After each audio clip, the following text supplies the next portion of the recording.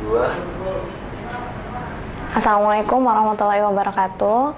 Perkenalkan, saya Fatma Muhammad dari mahasiswa Peduli Somalia yang visinya yaitu fokus kepada pendidikan anak-anak Somalia. Nah, alhamdulillah pada kesempatan kemarin saya mendapat kesempatan untuk bersama-sama relawan ACT mengunjungi Somalia dan sekaligus melihat kondisi pendidikan anak-anak Somalia. Awalnya itu mengagetkan kan, karena saya belum pernah mempunyai pengalaman. Satu, belum pernah keluar negeri.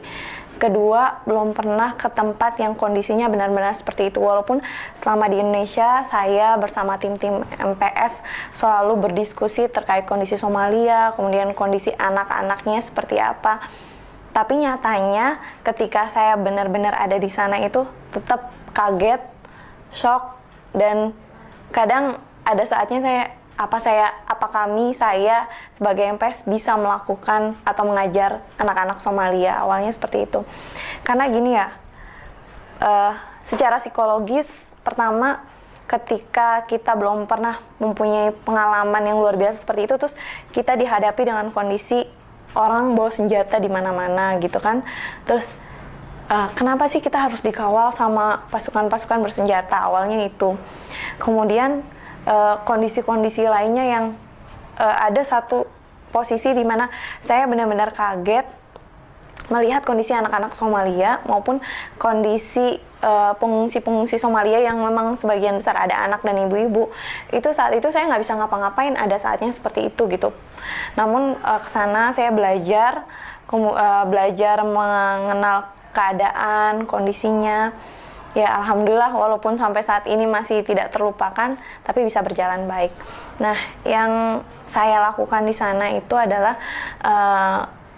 tepatnya saya sama teman-teman ACT ikut saya membantu kurban juga. Cuman untuk saya fokus kepada pendidikannya. Nah, hari pertama pendidikan ngurusin pendidikan anak-anak Somalia yang saya ingat itu tanggal 27 ya. Jadi pada Lebaran Idul Adha tanggal 27 Oktober. Nah, pertama kalinya saya mengajar di anak-anak Somalia. Awalnya saya berharap, karena memang dari MPS berharap kita benar-benar ke masyarakat gitu, terjun misal ke tempat-tempat pengungsian yang parah dan sebagainya gitu.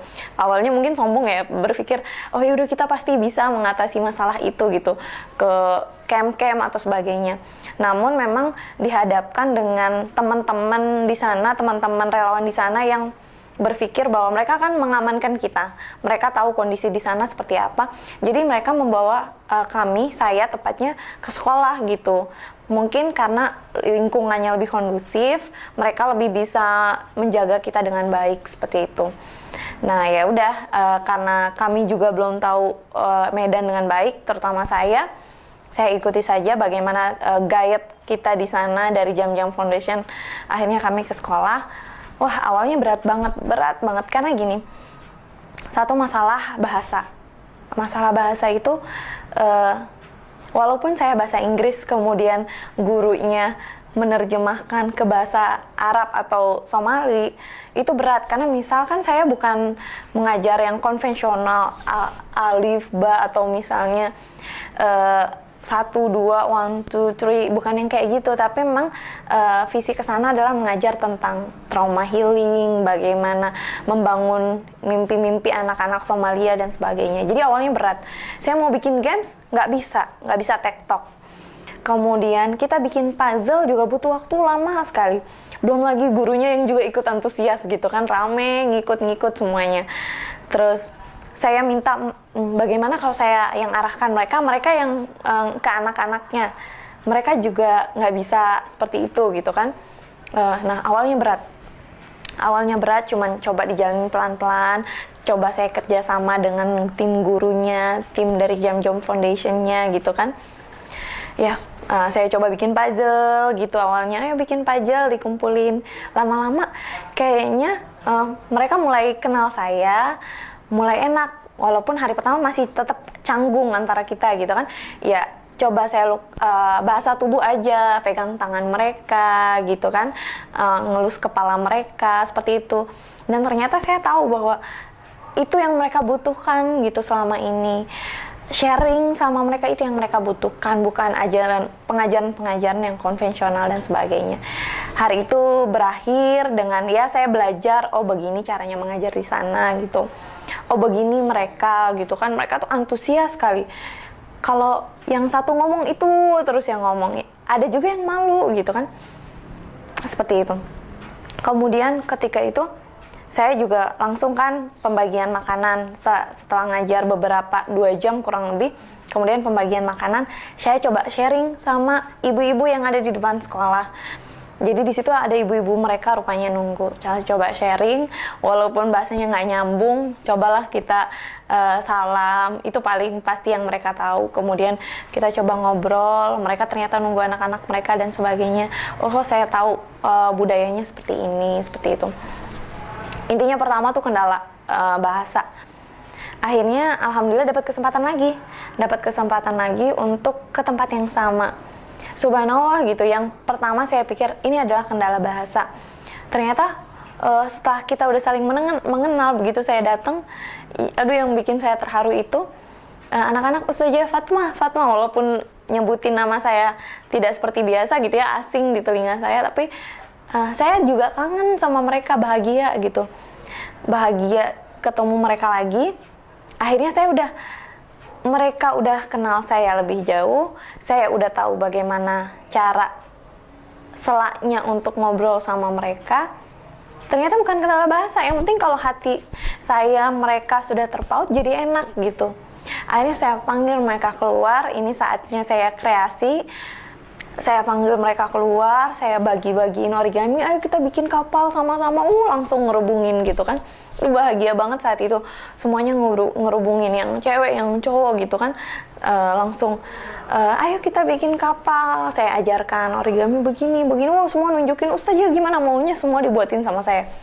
Ustazah Fatma gitu kan. Yang ini liatin, yang ini minta benerin, yang ini minta udah bener tapi mau diliatin terus dan sebagainya.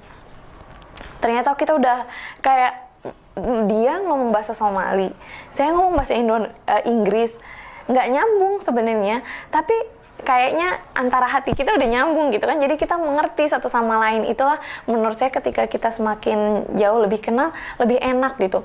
Akhirnya lebih luas saya mengajarkan, mereka lebih gampang nerima gitu, origami kesana kesini. Akhirnya selesai buat alhamdulillah gitu kan. Seperti itu untuk ngajar yang kedua. Kemudian itu di tempat-tempat sekolah. Walaupun kami punya program lain, tapi coba saya telusuri gitu, setiap ada kesempatan ketemu anak-anak, misal di kurban, orang-orang lagi nunggu kurban, coba saya datengin. Ternyata orang-orang yang lebih jauh ya, misalnya di Jazirah, bahasanya apa ya, di hutan-hutan tandus gitu, mereka tinggal dengan seng-seng seadanya, dengan kain-kain seadanya di bawah pohon, mereka bikin rumah gitu kan. Kalau ada anak-anak atau ibu-ibu, coba saya samperin. Mereka baik ya, tergantung kita menghadapi mereka. Cuman awal ada yang takut gitu dan sebagainya. Tapi kita coba share, ngobrol, ternyata lama-lama mereka deket gitu-gitu. Saya juga coba mengenali bagaimana sih kondisi anak-anak Somalia, kondisi ibu-ibu Somalia. Nah, intinya dalam setiap kekagetan saya, pembelajaran saya, pengalaman yang saya lihat dan sebagainya, ada PR besar buat kita yang peduli, buat teman-teman Somalia, terutama pendidikan untuk anak-anak. Ternyata poin yang saya dan teman-teman MPS pikir, ya inilah coba mungkin yang pas dengan kita, yang bisa kita lakukan. Ternyata itu menjadi poin urgent sekali yang dibutuhkan oleh orang-orang Somalia. Yaitu benar-benar pendidikan gitu. Kalau untuk materi, saya pikir teman-teman negara lain sudah sangat oke. Walaupun itu tetap kita butuh dalam prosesnya ya. Misal Turki sudah sangat oke gitu. Mereka coba buat bahkan sampai ke ranah kampus untuk anak-anak yatim piatu. Satu lagi, yatim piatu di Somalia itu banyak sekali. Jadi anak tanpa ayah dan ibu itu banyak sekali. Saya hampir lupa ya berapa belas ribu gitu. Karena kita tahu sendiri perang saudara dan sebagainya membuat seperti itu. Nah, untuk materi Turki udah oke. Untuk materi negara lain udah oke. Tapi bukan itu menurut saya yang bisa membangun